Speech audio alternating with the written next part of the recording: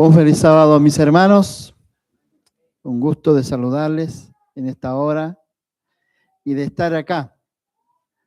Por poquito no llegamos. En la mañana cuando despertamos vimos que estaba todo nevado, seguía nevando fuerte y uno se imagina que para acá está todo igual, pero era otra la realidad, ¿no? Así que por un momento dudamos de venir, pero aquí estamos. Quiero agradecer de manera especial al hermano Pablo, que no está con nosotros ahora, por lo mismo, allá había nevado bastante, que nos hizo la invitación para estar hoy día acá en el inicio de una semana especial que él había programado como departamento de mayordomía. Así que agradecemos esa invitación. Bien, esta mañana en la escuela sabática estuvimos analizando y dialogando sobre esta iglesia primitiva, unida y poderosa a través del Espíritu Santo y los dones, ¿verdad? Eso fue lo que consideramos. Y en esta hora vamos a ver una iglesia distinta, una iglesia fragmentada.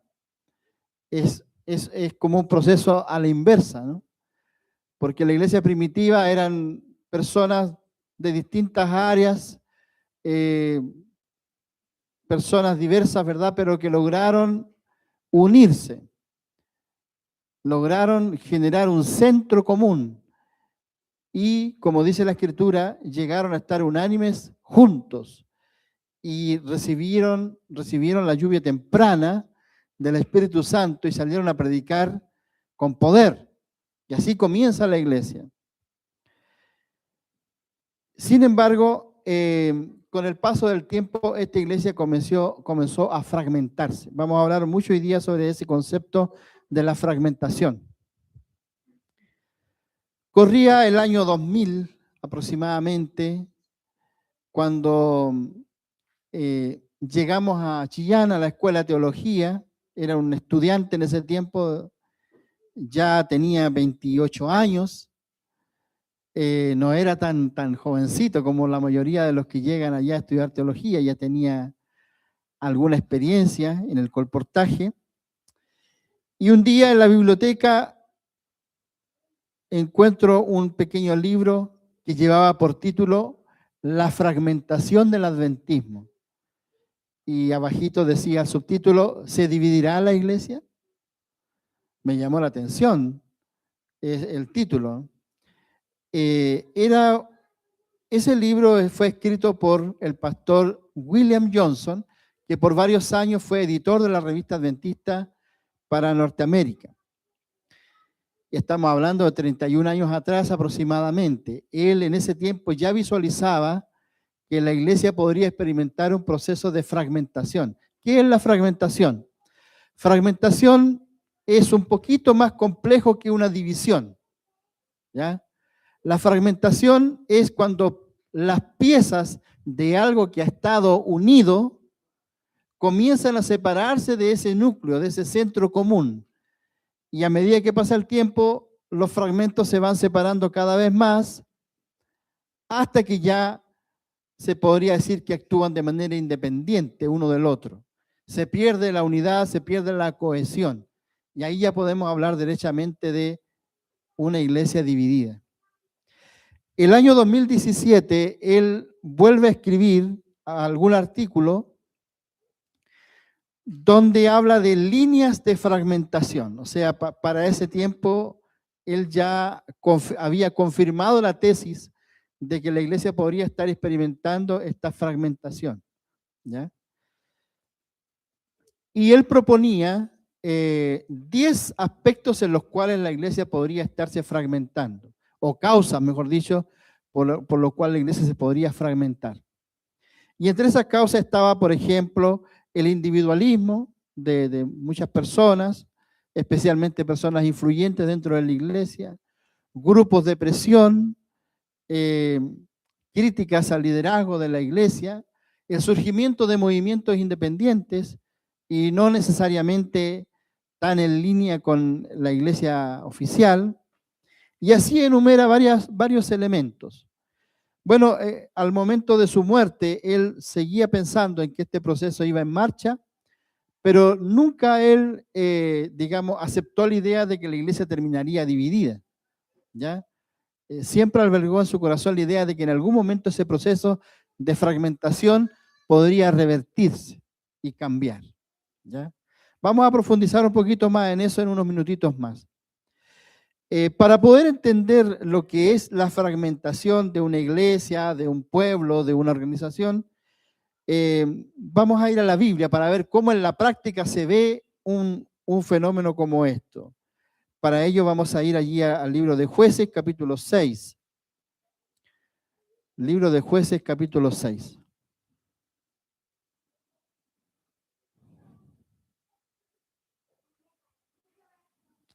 Allí se narra la muerte de Josué, la muerte de Caleb, que habían sido los hombres que habían guiado al pueblo de Israel en la entrada a Canaán.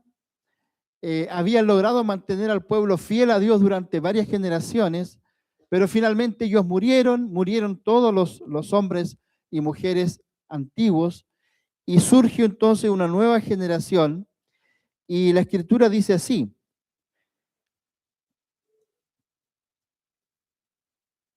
Dice, perdón, ese es el capítulo 2. Jueces 2, sí, me había equivocado. Jueces 2, desde el 13 en adelante.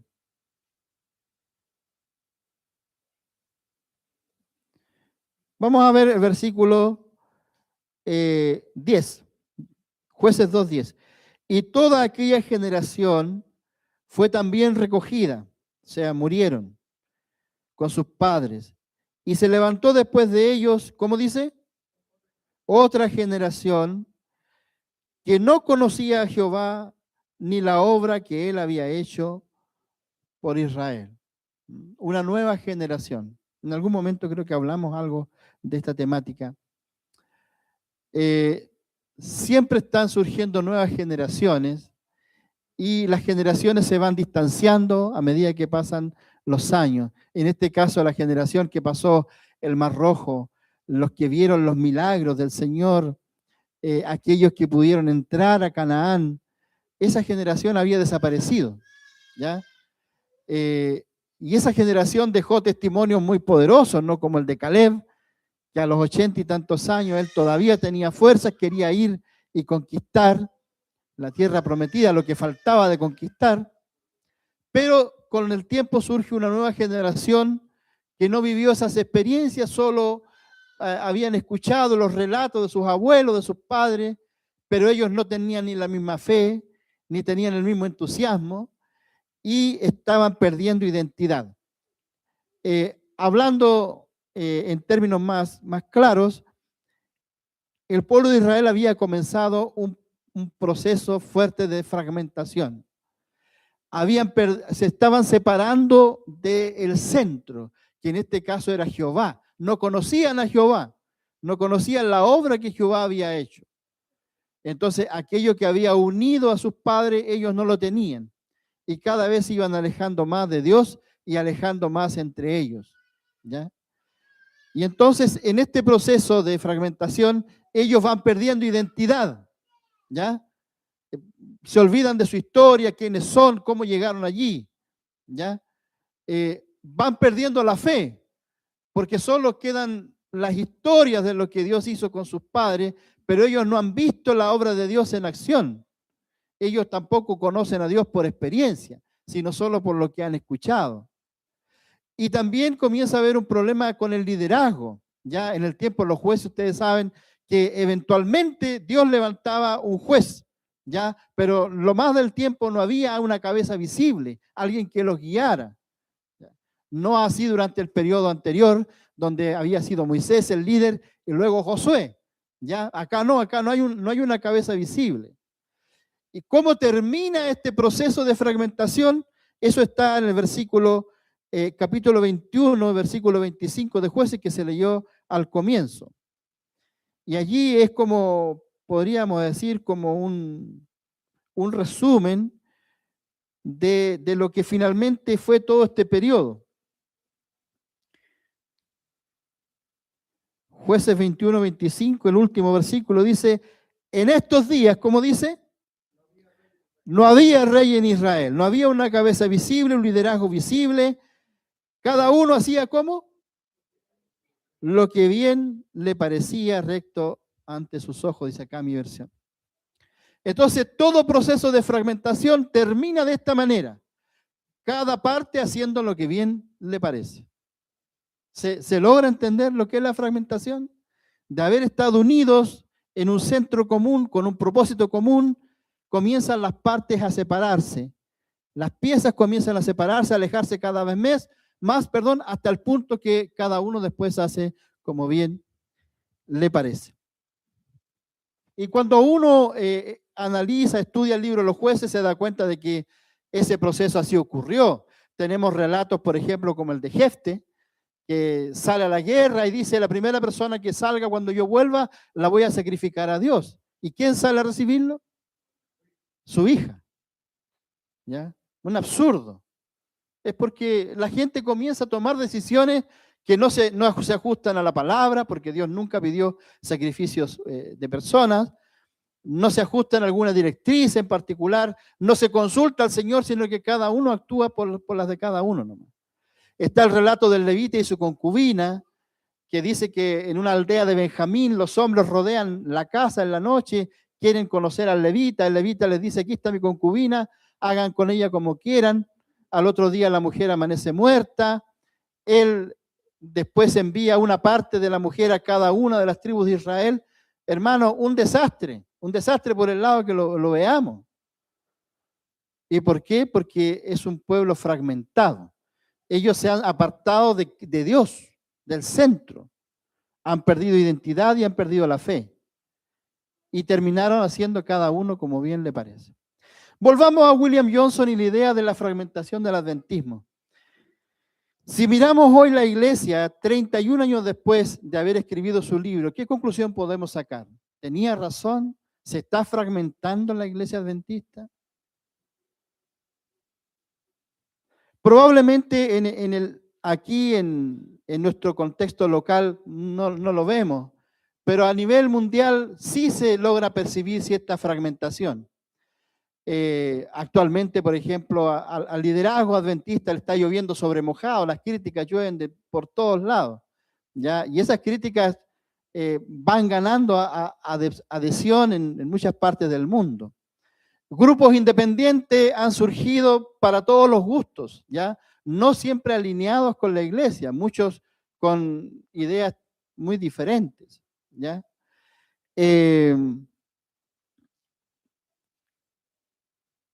También han surgido nuevas interpretaciones proféticas de la Biblia. Están los movimientos que apoyan, como la última generación que el hermano el sábado pasado mencionó. Está la idea de la Trinidad y así una serie de ideas que están surgiendo dentro de la propia iglesia. Entonces, bueno, alguien podría decir, no está tan claro el panorama, no se sabe bien si realmente la iglesia se estará fragmentando o no se estará fragmentando. Pero probablemente podríamos poner atención en la última parte, en el último eslabón del proceso de fragmentación, que es que cada uno hace como bien le parece. Bajo este prisma, ¿creen ustedes que realmente podría ser este un indicio dentro de nuestra iglesia que cada uno esté haciendo como bien le parezca? Bueno, no me respondan, solamente son preguntas para reflexionar. En lo particular, yo pienso que sí podemos ver parte de eso, ¿ya?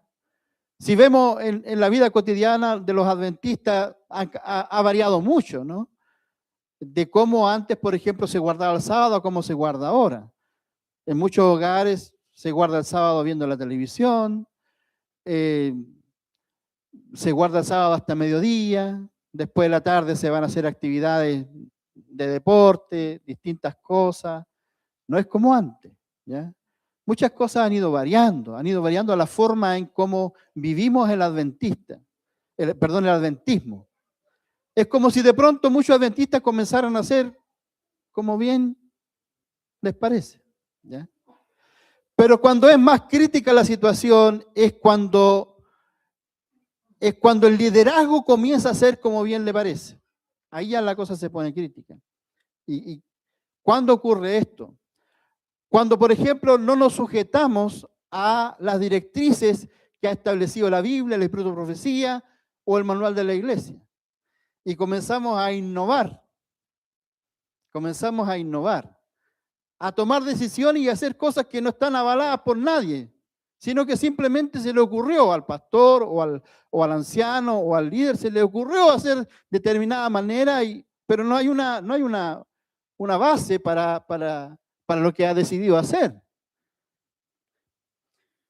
Bueno, no tengo ningún ejemplo cercano porque comprometería a más de alguien, pero sí recuerdo una experiencia muy antigua que les voy a comentar. Recuerdo que cuando estaba haciendo la práctica pastoral, me tocó hacerla en Concepción Central. Y había un pastor que era el que estaba a cargo de mi práctica y al final tenía que evaluarme. Evaluar distintos aspectos de mi práctica pastoral. Entonces, al final, cuando terminaron los 6 meses de práctica, él me llamó a su oficina y me dice, ya tengo lista la evaluación, me dice, quiero compartírtela. No recuerdo si debía compartírmela o no, porque eso se manda a la escuela de teología, pero me la compartió. Estaba todo bastante bien la evaluación, excepto un punto, la predicación. La predicación me la había evaluado mal. Y entonces yo le digo, ¿por qué, pastor, me ha evaluado mal la predicación? Bueno, me dice, nunca tuve la oportunidad de escucharte, me dice. Nunca te escuché un tema. Y como tú eres un poco tranquilo, calmado, me imagino que tal vez esa parte es media débil, me dice. Así que te la evalué mal. Y entonces le digo, pero pastor, esta evaluación usted no la puede hacer solo, tiene que hacerla con los ancianos de la iglesia. Esa era la directriz que había. Yo quisiera que usted pudiera hacer la evaluación con los ancianos. Me dice, no sé si justificándose un poco, me dice, pero podría salir peor la evaluación. Podría salir con un puntaje más bajo. No, le digo, me arriesgo.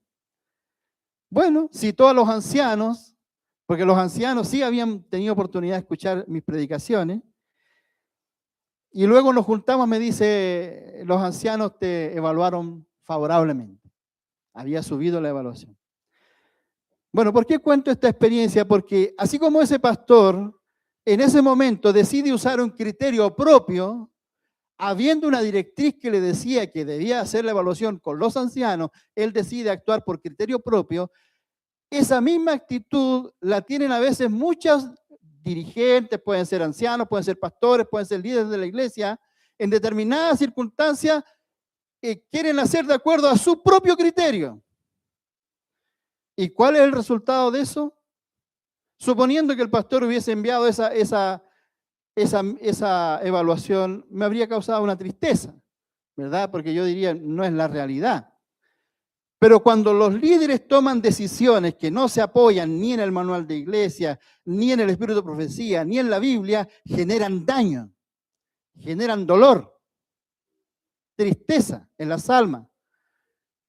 Y entonces eso contribuye profundamente a la fragmentación de la iglesia. Porque mucha de la fragmentación de la iglesia se debe a personas que están heridas, dolidas, dañadas. ¿Y cuál era la evidencia de la fragmentación de Israel? Que cada uno hacía como bien le parecía. Por eso, si bien es cierto, no podemos hacer un análisis a nivel global de la iglesia ni a nivel sudamericano, pero sí podemos nosotros pensar en nuestra iglesia local. En nuestra iglesia local, nosotros debiéramos velar, los líderes debieran velar porque las cosas se hagan no como a alguien le resulte que debe hacerse las cosas, como bien les parezca, aunque sea el pastor, sino que debe hacerse todo decentemente, con orden y de acuerdo a lo que está establecido. El pastor, claro, nosotros lo respetamos, es un ungido del Señor, pero si quiere actuar por su propio criterio, imponer sus ideas, debiera haber algún anciano, alguien que le diga, pastor, disculpe, pero acá en la iglesia la costumbre es hacer de acuerdo a cómo está establecido que se hagan las cosas. Está interesante su propuesta, pero quisiéramos que se haga como está establecido. ¿Será mucho pedir? Y así evitaríamos que muchas personas terminen afectadas, heridas por actuaciones que no se avalan, que no tienen ningún apoyo en ninguna parte. ¿Me entienden la idea? Entonces, sin establecer realmente si en nuestra iglesia de Cunco cada uno está haciendo como bien le parezca, yo pongo esta alerta, esta alarma, porque ese es un símbolo de fragmentación de la iglesia. Y aunque el resto de la iglesia en el mundo se fragmente, nosotros debemos orar y luchar porque nuestra iglesia en Cunco no se fragmente, porque esos fragmentos a veces son un hijo. A veces ese fragmento es una hija, es un familiar, es un amigo que ya no está acá, sino que se ha ido separando, comenzó separándose de Cristo para separarse del resto de la iglesia y anda por allí como un fragmento perdido de algo que fue. Y una de las formas de evitar eso es que no cada quien haga como bien le parece, sino que nos sujetemos realmente a la palabra. Si hay procedimientos claros para sancionar a las personas, para elegir nuevos líderes, para tomar decisiones, ¿por qué vamos a hacerlo a la pinta nuestra? Hagámoslo de acuerdo a lo que está establecido y nos vamos a evitar un montón de problemas. No actuemos por criterio propio, sometámonos, como decía en la mañana nuestro hermano Betanzo, sometámonos a la palabra y a Cristo. Porque hoy día está muy de moda en mucha gente querer ayudar al Señor, querer ayudarlo. Y a veces es tanta la ayuda que queremos hacerle que se transforma en una política, no realmente en la iglesia. Y eso se debe evitar. Dios no necesita ayuda. Él dejó establecido cómo se deben hacer las cosas y la iglesia en oración pide al Señor la dirección del Espíritu Santo y todo va funcionando, todo va fluyendo.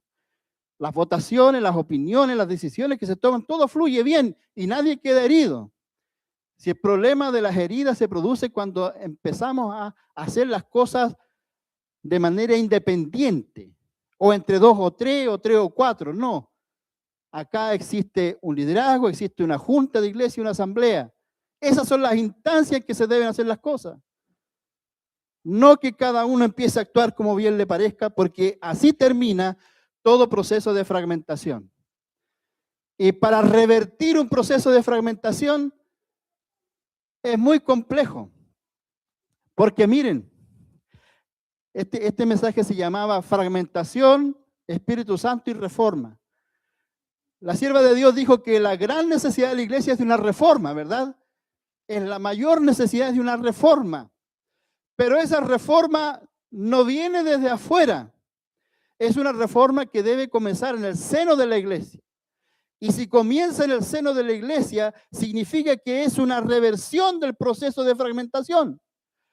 Los fragmentos vuelven otra vez a su centro y vuelven a conectarse con lo que les da sentido, en este caso Cristo. Los fragmentos se vuelven a unir a Cristo y eso hace que la iglesia marche unida y todos vayamos en un mismo sentido. Es la única manera de que haya una verdadera reforma en la iglesia, es que todos los que componemos este cuerpo estemos unidos a Cristo. Y la fragmentación se debe a la separación de Cristo.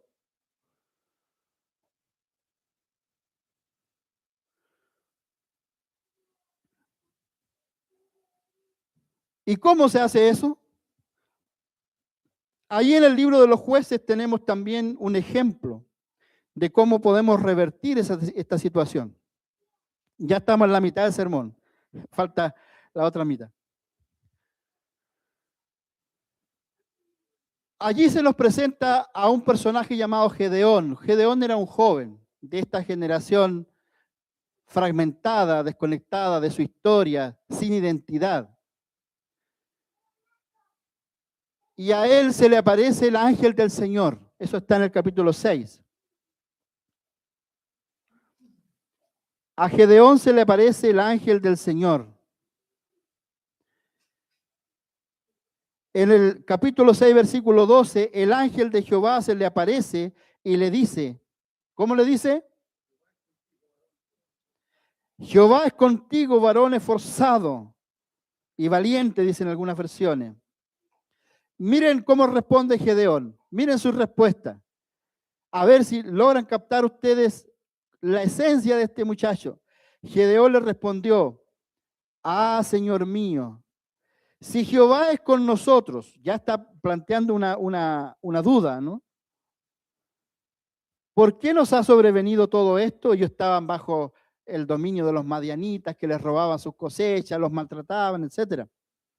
¿Por qué nos ha venido todo esto? Y miren la pregunta, ¿dónde están las maravillas, todas sus maravillas que nuestros padres nos han contado de cómo nos sacó Jehová de Egipto? No sé si logran captar ustedes, este muchacho está resentido, tiene dudas, no tiene fe. Ah, si Jehová es conmigo, ¿dónde están todas las maravillas? ¿No se parece a veces cómo se expresan nuestros jóvenes? No digo acá, pero en muchos lugares yo he escuchado a los jóvenes así, resentidos, dolidos, sin fe. Pero el Señor comienza a hacer un trabajo con Gedeón. Primero le dice, mira, tráeme un sacrificio acá al altar. Y cuando estaba allí el corderito, allí el Señor hizo descender fuego del cielo y se consumió.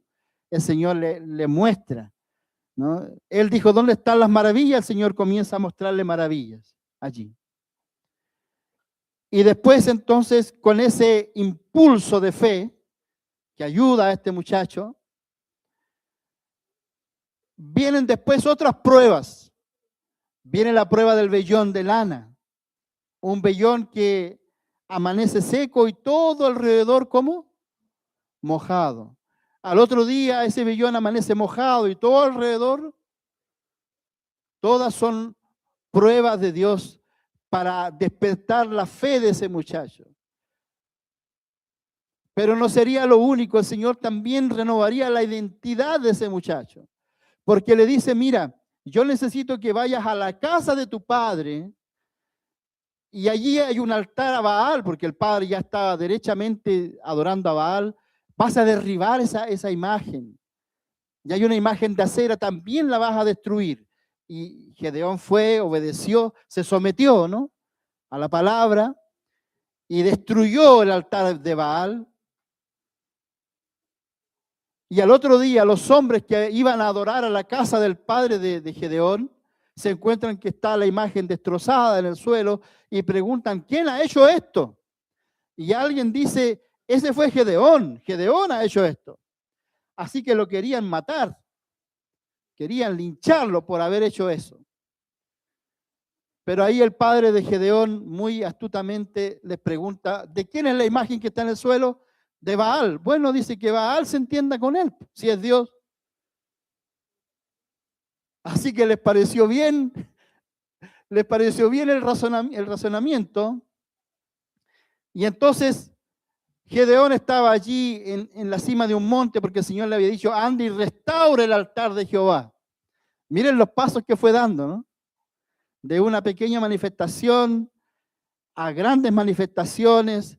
El hombre fue haciendo la voluntad de Dios, se fue sujetando a la palabra de Dios. Finalmente el Señor le dice, anda y restaure el altar del Señor. Y el pueblo llega allá y él está esperándolos allí para poder renovar la fe del pueblo.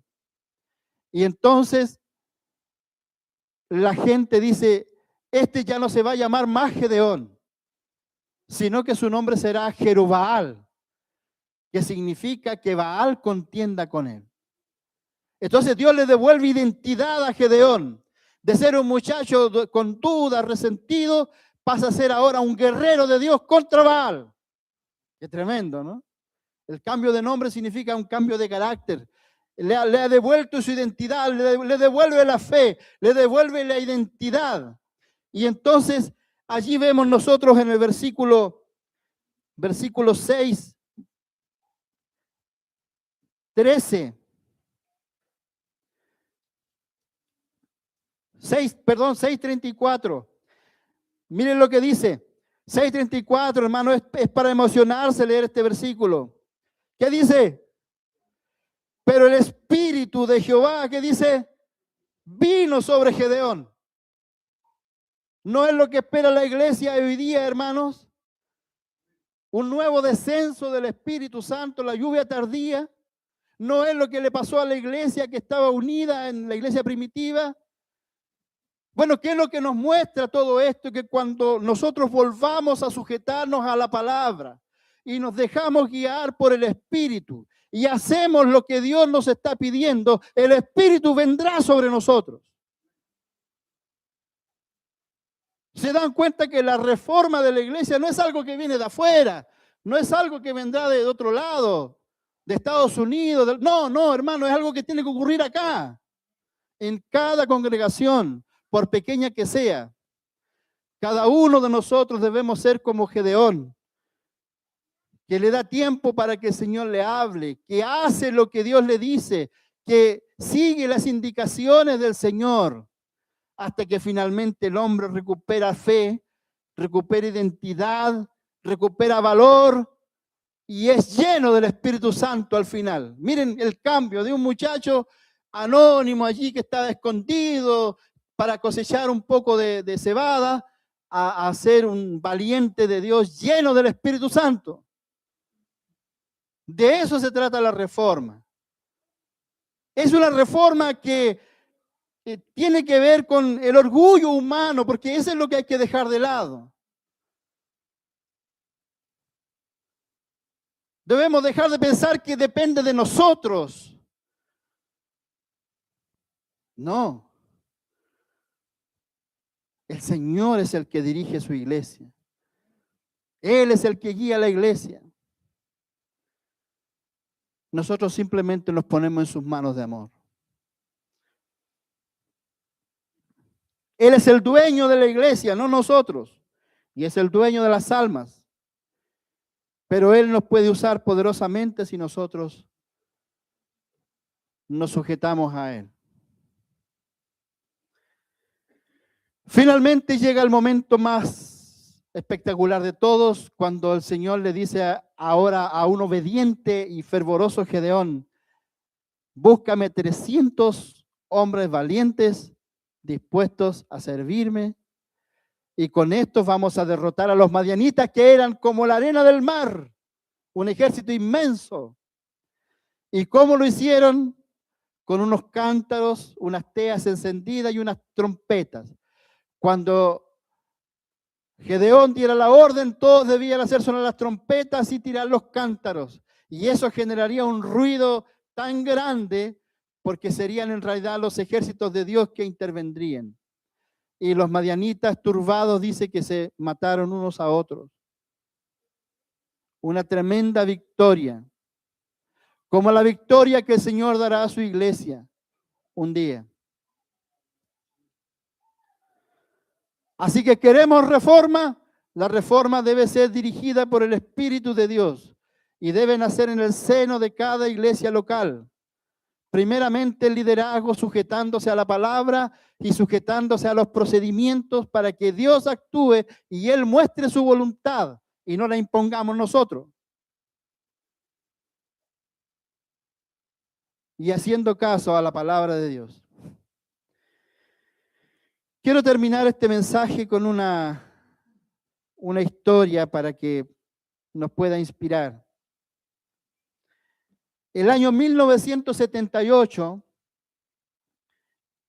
el gobierno ruso pidió a un grupo de geólogos que fueran y se adentraran en territorios inexplorados de la Siberia, para que pudiesen ver si había lugares de explotación minera, petrolera, etc. Así que salió ese helicóptero y se internó en lo que ellos llaman la taiga. La taiga es el bosque siberiano. Allí andan osos, tigres. Son extensiones inmensas de tierra. Cuando iban sobrevolando un lugar junto a un río, vieron lo que parecía una huerta, una chacra. y al lado un par de chocitas, pero no tenían ni un registro de que alguien pudiese vivir ahí. Era algo, una sorpresa para ellos. Así que el avión decidió aterrizar en un lugar adecuado y fueron a ver de qué se trataba. Allí se encontraron a una familia completa. Eran como 6, 7 personas aproximadamente. Y cuando los vieron se quedaron impresionados porque sus ropas eran como de hacía, pero más de 100 años atrás, las ropas, todas ropas gastadas con el tiempo. Los utensilios de la casa eran todos de madera. Los platos, los cucharones, las cucharas, todo era de madera. Parecían salidos de una novela, realmente. ¿Quiénes eran esas personas? Esas personas se trataba de la familia Likov. La familia Likov eran viejos creyentes. ¿Sabían ustedes que hay actualmente existe una iglesia, una creencia? Se llaman los viejos creyentes. Los viejos creyentes fue un grupo que se separó de la iglesia ortodoxa rusa en el siglo XVII, por ahí. El patriarca de la iglesia rusa introdujo algunos cambios en la religión. Cambios en la liturgia, algunos libros fueron eliminados, fueron introducidos algunas prácticas y hubo un grupo que dijo no. Nosotros no queremos que nos cambien nada. No queremos cambiar nuestra forma de culto, nuestra forma de religión. Nosotros queremos permanecer fieles a lo que hemos creído siempre. Y ese grupo se le llamó los viejos creyentes, viejos porque quedaron de acuerdo a la forma antigua de la fe. Y fueron perseguidos los viejos creyentes. Los zares los persiguieron y después los soviéticos los persiguieron. Así que muchas familias se fueron a la Siberia para estar lejos. Pero la persecución llegó también a la Siberia. Y entonces un día Karp, el jefe de hogar, dijo a la familia, no nos queda otra que irnos de acá a un lugar remoto donde nadie nos pueda molestar y mantener nuestra fe. Así que se armaron unas balsas y con pértigas o garrochas, como decimos acá, ellos se fueron remontando río arriba, 300 kilómetros, demoraron no sé cuántos meses, hermano, en poder hacer 300 kilómetros río arriba con pértigas impulsando esas precarias balsas de madera. Hasta que llegaron a ese lugar, una vuelta del río allí, y se instalaron. Y hacía 40 años que no tenían contacto con ningún ser humano. Las primeras personas que vieron en ese tiempo fueron estos geólogos que llegaron allí a ese lugar. ¿Y qué descubrieron? Ellos hacían sus cultos de mañana y de tarde. Tenían horarios de oraciones, de lecturas de la palabra y de ceremonias propias de su religión. No habían variado ni un milímetro en sus prácticas, en sus creencias, en su fe. ¿Ya? Hasta el día de hoy, murió Karp, murieron los hijos, la señora, queda una sola persona que vive allí todavía y mantiene, pero religiosamente, su fe, sus prácticas. ¿Ya? Un ejemplo, hermanos, para nosotros. Una familia que no se fragmentó. Para poder mantener su fe, no les quedó otra que irse a lugares remotos. Yo creo, hermanos, que si nosotros no logramos revertir la fragmentación, ni generar esa reforma, a muchos no les va a quedar otra que irse lejos donde puedan mantener su fe y que nadie afecte sus creencias y mantenerse unidos. Pero yo no creo que sea necesario llegar a ese punto, hermano. Yo creo que nosotros como congregación aquí en Cunco podemos revertir bajo la dirección del Espíritu Santo el proceso de fragmentación. Y en lo posible hacer que esos fragmentos que uno ve por allí a veces en el supermercado, en algunos lugares, de hermanos que eran parte de este grupo, puedan volver, no a la iglesia. ¿A quién? A Cristo. Y nosotros también, los que estamos acá, estar unidos a Cristo.